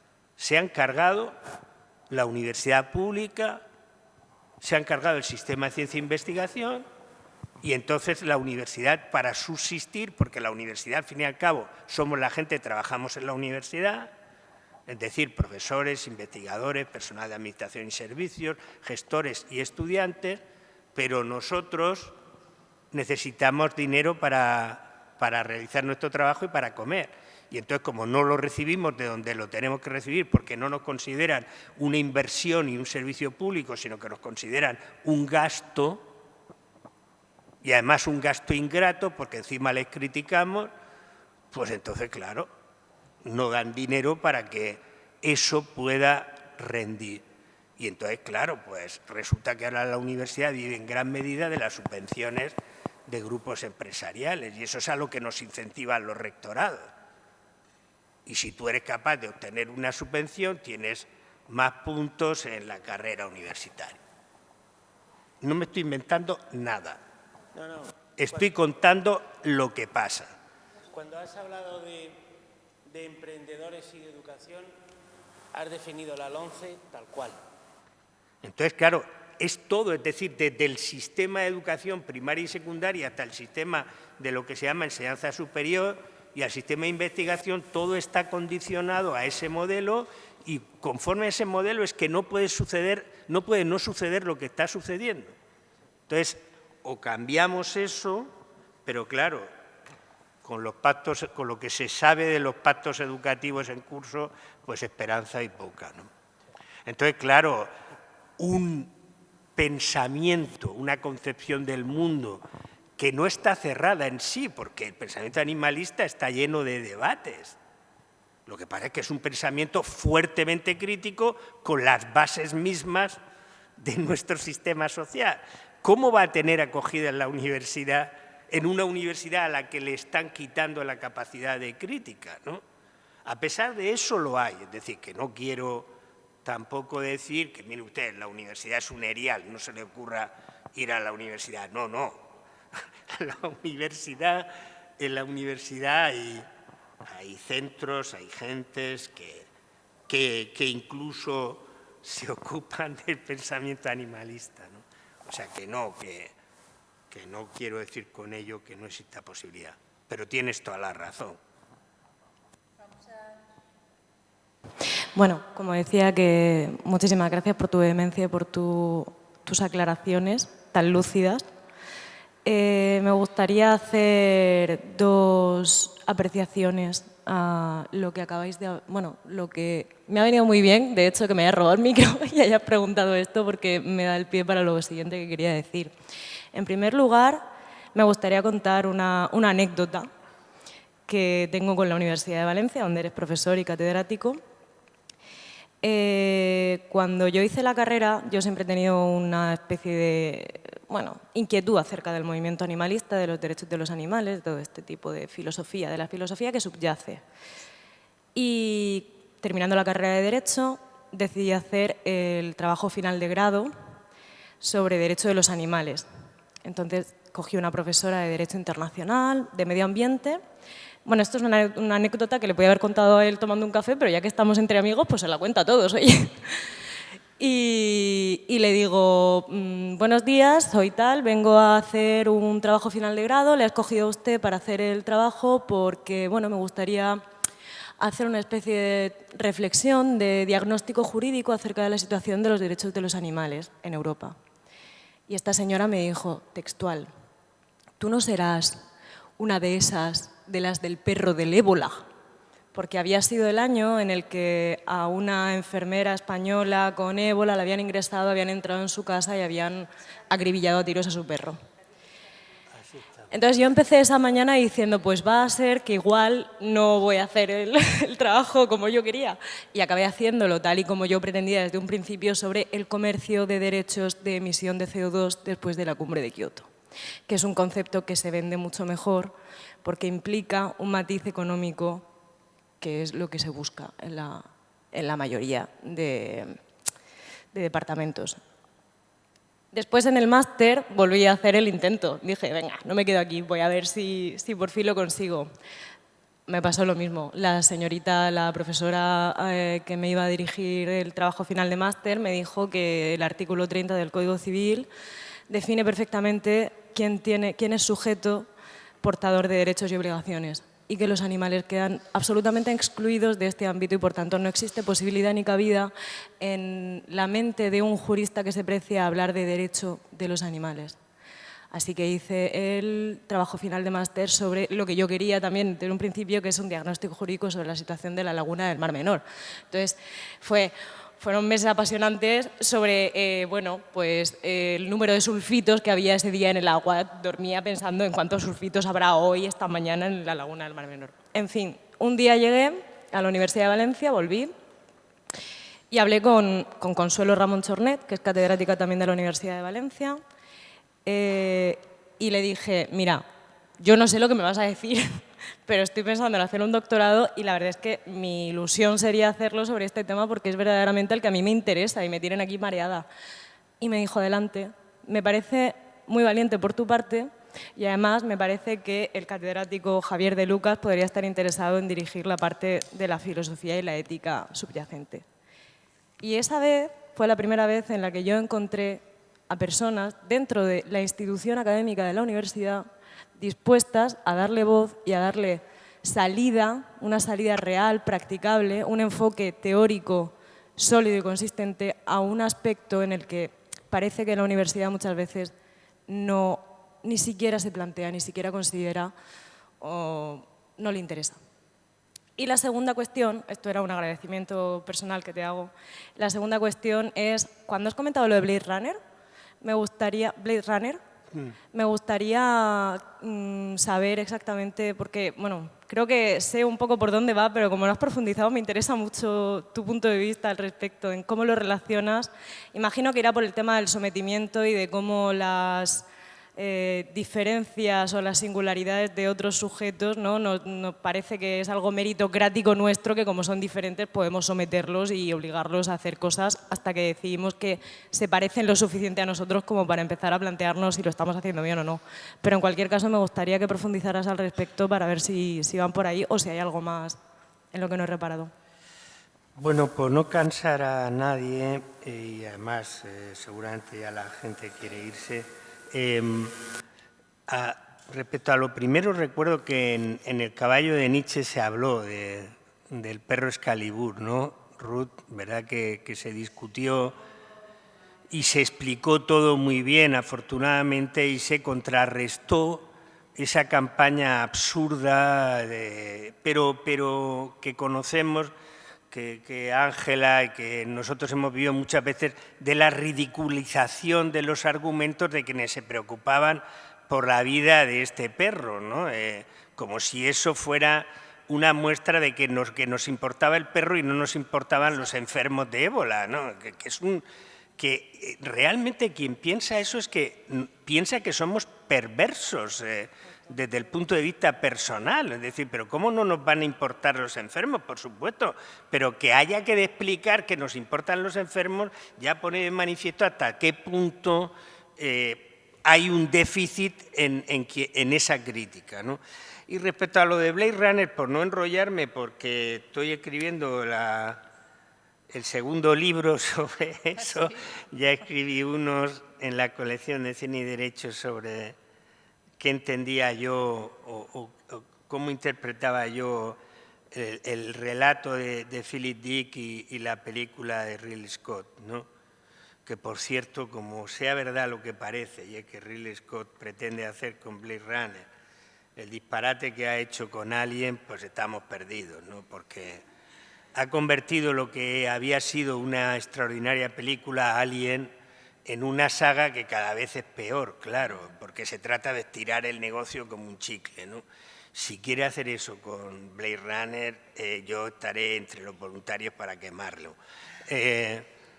Blade Runner en realidad, y como otras películas de ciencia ficción, plantea, porque la ciencia ficción en dos géneros muy maltratados del cine, el cine del oeste y el cine de ciencia ficción, maltratados como subgéneros, en realidad se plantean de manera, antes se decía subliminal, ahora se dice como subtexto, cuestiones de muchísima importancia como por qué las cosas son así y no de otra manera, ¿no? Es decir, ¿por qué creemos que lo natural es algo y no otra cosa? ¿Por qué pues pensamos que lo natural es la familia heterosexual y patriarcal y monogámica y no otra cosa? ¿Por qué creemos que lo natural es que los niños sean educados de esta manera y los niños de otra y no otra cosa? Y como esto todo, ¿no? Y en Blade Runner lo que hay es una reflexión que yo interpreté en uno de los sentidos posibles, pero se podía interpretar en el contexto del pensamiento animalista, yo lo interpreté como una fábula sobre los inmigrantes sin papeles.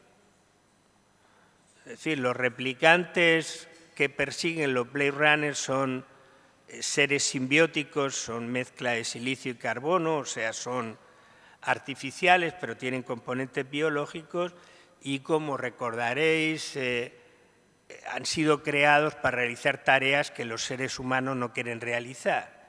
Desde el ocio, son putas, prostitutas o prostitutos, trabajos muy difíciles en las colonias exteriores, ser guerreros, etcétera, ¿no? Y los humanos no quieren realizar eso. Pero resulta que esa generación de inteligencia artificial está desarrollando algo que nos parecía imposible, que es una cierta conciencia de sí. Y en la medida en que toman conciencia de sí, empiezan a preguntarse por qué existen y por qué solo pueden existir durante 6 años. Y por qué no pueden salir del sitio en el que están y no pueden volver a la Tierra. Lo que tiene una lectura incluso teológica, si quieren, una de las escenas famosas de Blade Runner, el enfrentamiento entre Roy y el gran ingeniero Tyrell, es un enfrentamiento entre la criatura y el creador, ¿no? Solo que en términos no teológicos metafísicos, sino en términos de la ingeniería genética, ¿no? ¿Y cuál es la respuesta del Estado? La respuesta del Estado es crear un cuerpo de Blade Runner. ¿Y qué hacen los Blade Runner? Matan. O sea, está muy bien explicado al principio en la voz en off. Se les llama retirar. Como no son seres humanos, no los matan, se les retira de la vida, ¿no? Y los Blade Runner, Deckard, que es Harrison Ford, lo que hace es retirar replicantes, pero no los mata, pues no son seres humanos. Por cierto, a los terroristas tampoco los matamos, los abatimos, ¿eh? Entonces nadie pregunta si eso es matar y si no había otra posibilidad más que matarlo.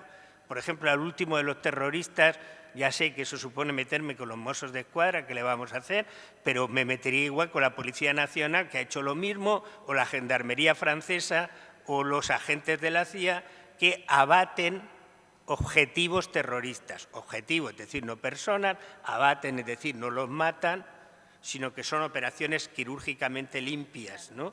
Porque el terrorista no es una persona, el terrorista es peor que una persona. Es el mal y además, como en toda teoría de guerra, para matar al enemigo lo que hay que hacer es deshumanizarlo. Porque cuando uno lo ve como humano, pues cuesta matar, cuesta más matar. Entonces, lo mismo es lo de Blade Runner, ¿no? Lo de Blade Runner es decir, bueno, esto gente que son sin papeles, que yo los tengo aquí, sin papeles, es decir, sin los mismos títulos que tenemos los ciudadanos, sin los mismos derechos, sin el mismo derecho de estar aquí, aunque trabaje aquí y aunque yo lo explote, recordad lo de desechos, pues no, es decir, ¿cómo se van a atrever a decir que ellos tienen derechos? ¿Cómo se van a atrever a decir que por qué no tienen derecho a la unidad familiar? ¿Que por qué no tienen derecho a estar más tiempo aquí? Pues hombre, que eso es un contradios, lo que hay que hacer es a esa gente retirarla, ¿no? Ahora Blade Runner 2049 tira un poco de ese hilo. No diré nada más, pero en ese sentido en el que yo lo interpretaba. Ahora es verdad que se puede interpretar en clave de la discusión de la vida y de los límites del reconocimiento de la vida. Y esa clave es para mí la clave en la que yo leo el famoso, quizá demasiado enfático, pero a mí me sigue conmoviendo cada vez que lo veo y lo oigo, por lo menos un par de veces al año, es uno de los ritos que yo hago, ver Blade Runner un par de veces al año, el diálogo que es un monólogo de Roy con Deckard, ¿no? Yo he visto cosas que vosotros no podéis imaginar, patatín, patatán, todo esto se perderá como lágrimas en la lluvia. Música de Vangelis y todo el mundo a llorar, ¿no? ¿Qué es lo que le está explicando y por qué Roy, a pesar de todo, salva la vida de Deckard? Porque es más humano que Deckard. con independencia de que Descartes sea o no un replicante, cosa de la que hay miles de discusiones, ¿no? Pero es más humano, es decir, nuevamente como los caballos del viaje de Gulliver te enseñan que la humanidad, entendida como valor, no como realidad física, consiste en el respeto a la vida y que cuanto más diferente es la vida, más es necesario el respeto. Y que si yo respeto igual a mi pareja o a mis amigos, me cuesta más respetar a un chino que aparezca por aquí o a un caballo o a un robot, ¿no? Que ya no es un robot porque es algo distinto, ¿no? Entonces la pregunta final para mí de Blade Runner es ¿en qué consiste ser humano? Así lo pensé en el libro que escribí hace un montón de años, ¿no? Y para mí la respuesta que explora Philip Dick y que explora la película es preciosa, porque al principio la respuesta es la memoria.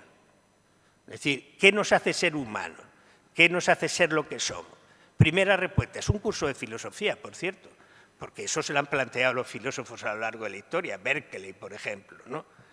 ¿Qué me hace que yo, que fui distinto y que seré distinto, sea el mismo que el Javier pequeñito que vivía en Murcia o el que vivirá en Javea, espero, el fin de mis días? Pues, ¿qué da esa continuidad? Pues la da la memoria, ¿no? Pero yo descubro a través del test Boykamp de la primera escena de Blade Runner que la memoria puede ser implantada, que es otro tema clásico de Philip Dick, por ejemplo, en esa película que hizo luego Schwarzenegger con Verhoeven, que se llama Desafío Total, Total Recall. El argumento de la película, aparte de la lucha esta así tal de Marte y todo eso, el argumento de la película es no vaya usted, el que explican en la publicidad, no se vaya usted de viaje, que se queda decepcionado con sus vacaciones, porque ni el hotel era lo que creía, ni la playa era lo que creía, ni vivió usted la aventura que creía, yo le voy a implantar los mejores recuerdos que usted quiera.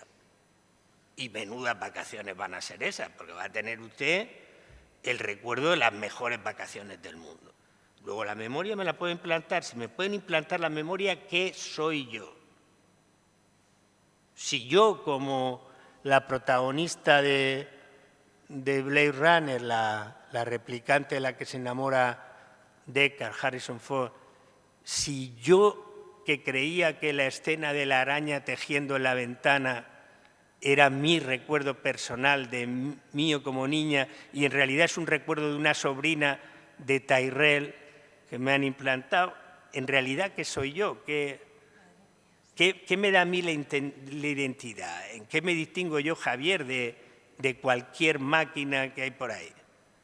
Y la respuesta es que somos seres humanos, no porque tengamos memoria o conocimiento o porque tengamos capacidad de crear otras cosas y dominar otras, sino porque respetamos la vida. Somos dignos porque respetamos la vida. Somos dignos porque reconocemos la vida en sus formas.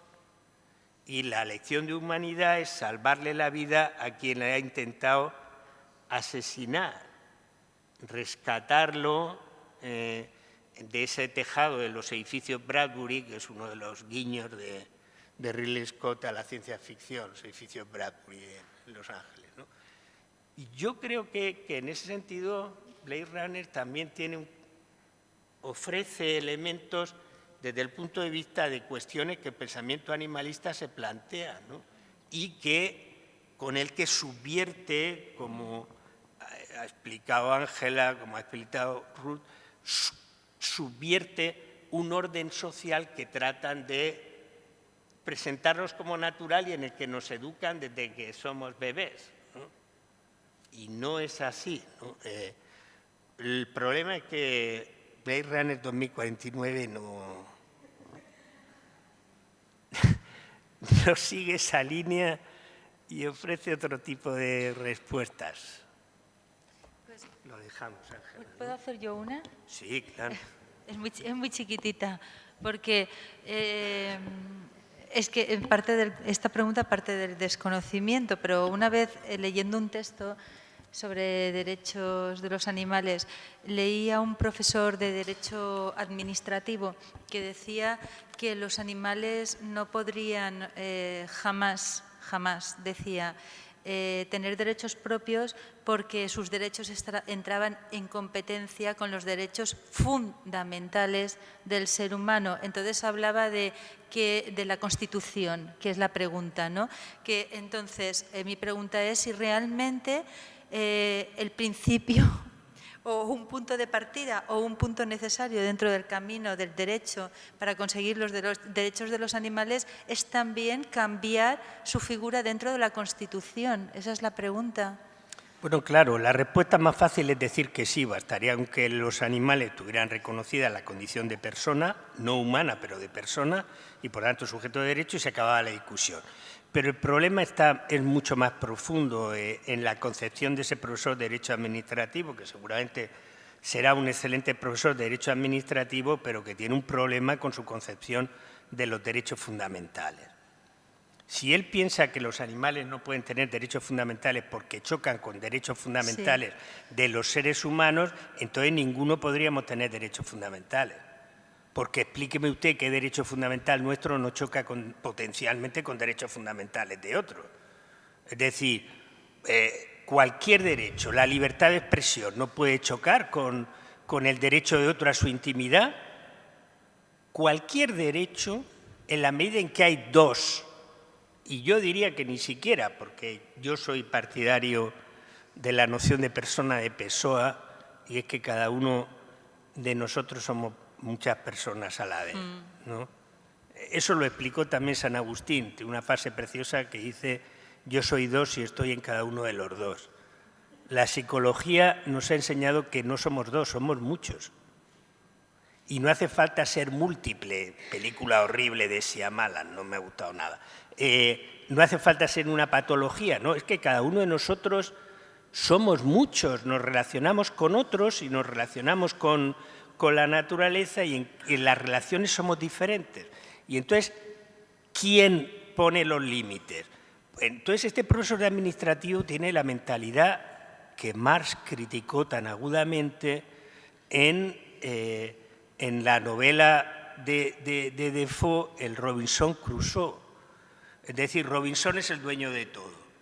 Y en cuanto aparece otro, ese otro le niega sus derechos, por lo tanto no puede existir salvo que se someta a él como esclavo o desaparezca. Esa es la mentalidad, es decir, bueno, claro, pues entonces según esa lógica cualquier otro no puede existir porque tiene sus derechos y chocará indiscutiblemente con los míos. Bueno, ese es un error, es pensar que los derechos fundamentales son derechos absolutos. Ninguno lo es. No hay ningún derecho que sea absoluto. Los derechos son conjugables. ¿Conjugables con quién? Con los derechos de los demás. Y cuando digo de los demás, digo con la vida misma.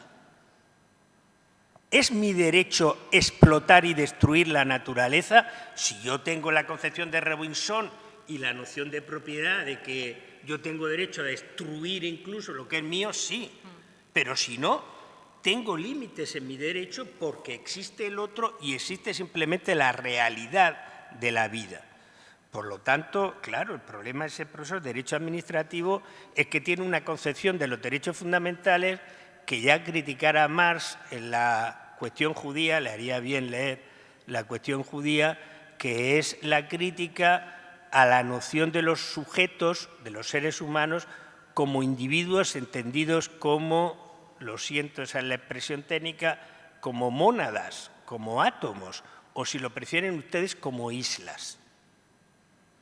En esa concepción, yo soy una isla y todo el que quiera llegar a mi isla lo rechazo. Claro, pero es que resulta que nadie existe como una isla salvo los que pueden permitirse el privilegio de vivir como si fueran islas, ¿no? Pero nosotros somos lo que somos con los otros. Y cuando digo con los otros es con la vida. Ninguno de nosotros se puede explicar a sí mismo como el barón de Münchhausen que se tiraba de la coleta para salir de las arenas movedizas en las que estaba atrapado. Nadie se salva a sí mismo. Somos lo que somos en la relación con todos los otros. Esa relación con todos los otros es con la vida y, por lo tanto, es también con esas manifestaciones de la vida que son los animales no humanos, con los que compartimos, en primer lugar, esa vida. Y entonces, claro, una noción de derechos absolutos no tiene sentido. Claro que me limitan, toma, claro, y mi decano me limita a mí y los becarios de investigación que tengo en el instituto me limitan y mis amigos me limitan y mis amantes me limitan, los muchísimos que tengo, etcétera. Hombre, por favor. No, pero yo lo que me preguntaba a mí misma era, entonces, en la lucha animalista, cuando reclamemos algo, tenemos que empezar diciendo que cambien en la Constitución. No. ¿Sabes? Era No. como una pregunta práctica. No, no, o sea, si es la pregunta práctica, que es muy difícil, esa pregunta práctica, yo creo que no vamos a ver ese cambio en la Constitución, pero que no hace falta cambiar necesariamente la Constitución para interpretarlo así. Porque el derecho, afortunadamente, tiene mecanismos que se llaman presunciones, tiene mecanismos que se llaman analogía, y el derecho es sobre todo un proceso de interpretación. Ahora necesitaría un curso, que no me va a dejar Ángela por el bien de todos ustedes, necesitaría un curso para decir cómo entiendo yo el derecho. Que yo no lo entiendo como un cuerpo de leyes que cae sobre nosotros. Yo entiendo el derecho como un proceso social, como un conjunto de prácticas institucionales, de normas, sí, y de fines e intereses. Y por eso los señores del derecho no son los legisladores. Los señores del derecho somos nosotros, lo que pasa es que no nos hemos enterado o no nos queremos enterar. Porque eso significa trabajar. Ser señor del derecho que significa utilizar el derecho. Claro. Ser señor del derecho significa luchar por él, emplear tiempo, cambiar su interpretación. Ser señor del derecho significa, no mire usted, el interés no es el que usted me dice, el interés es este que nos interesa a la mayoría. Entonces, si tú entiendes el derecho como un conjunto de procedimientos, acciones y normas, por supuesto, pues entonces tienes una mentalidad distinta de la que lo que no está en la Constitución no es derecho. Pero vamos a ver. Por supuesto que esa es una pista básica, lo que está en la Constitución. Porque ¿quién eres tú para saltarte la voluntad de los demás? O sea que, ojo con los argumentos de, bueno, la Constitución es limitadora. Oiga usted, en un sistema democrático la Constitución tiene la presunción de que es lo que ha querido la mayoría. ¿Que usted piensa que la mayoría ya no quiere eso? Pues cambie la Constitución. Pero en principio nadie tiene autoridad para imponer su conciencia sobre la conciencia de los demás como bien jurídico. Para decir, mire usted, lo valioso aquí no es, digamos, el respeto, la prohibición de la tortura, sino la utilización de la tortura según nos convenga. Piensen ustedes eso, ¿no? Los murcianos son un peligro para la humanidad, o más específicamente los cartageneros. Pues pongámoslo con menos derechos a los cartageneros, que tuvieron aquella anécdota brillantísima del Cantón de Cartagena, con la que termino, como ven ustedes saliéndome por la tangente, la respuesta a la pregunta de Ángela. En el Cantón de Cartagena, que fue una de las repúblicas federales, en la República Federal, en la primera República Española, Alcoy también se declaró cantón, ¿no? Y hay dos anécdotas maravillosas del Cantón de Cartagena que muestran cómo eran los cartageneros de geniales. 3. Las cuento rápidamente. Primera, la bandera del cantón era roja. Y entonces, en la pieza de artillería de la entrada del puerto de Cartagena, tenían que izar la bandera del cantón. Entonces, el capitán del puerto les dice, icen la bandera del cantón. Y se pone a mirar con los prismáticos y dice, pues estos tíos, ¿qué han hecho? Habían izado la bandera de Turquía. ¿pero qué han hecho ustedes? Izar la bandera de Turquía, la única roja que teníamos, no teníamos otra. Entonces cuenta la leyenda que entonces el sargento al mando del puesto de artillería tomó el sable, se cortó el brazo y con la sangre pintó de rojo la luna blanca de la bandera de Turquía para que fuera toda roja. Segunda anécdota, el Cantón de Cartagena pidió a los Estados Unidos convertirse en Estado libre asociado en los Estados Unidos. No me digan ustedes que no es genial. No es genial, o sea, es increíble, ¿no? Es decir, nosotros no queremos nada que ver con Madrid, queremos estar en un sistema libre y tal, son los Estados Unidos. Pues escribimos una carta, para cuando llegó la carta ya no había cantón ni había nada, claro. Tercera, que estaba contra los murcianos, para que vean ustedes que tengo capacidad autocrítica. Cuando llegaron las tropas de Madrid para acabar con el cantón que era de Murcia y Cartagena, no solo de Cartagena, apenas aparecieron las tropas a unos kilómetros de Murcia, salieron los emisarios de Murcia a decir que aquello había sido toda una equivocación, que entraran, por favor, que no había ningún problema y que se rendían, ¿no? En cambio, los del Cantón de Cartagena mantuvieron, no sé si eso es valioso o no, lo cuento como anécdota, mantuvieron batallas navales con las armadas, por ejemplo, del Reino Unido, con la Armada Española y resistieron el asedio, ¿no? Bueno, lo de resistencia es muy importante, ¿no? Todo esto era mentira que fuera una anécdota descabellada, venía a cuento de algo que conviene recordar hoy, la importancia de la resistencia para el pensamiento animalista, o sea, del no desánimo, ¿no? Por eso el lema que más me gusta es el que se inventaron las mujeres de la marcha de mujeres del día siguiente de la toma de posesión de Trump, y que no sé si se acuerdan ustedes de respeta la existencia de todos nosotros o tendrás que esperar la resistencia de todos nosotros, ¿no?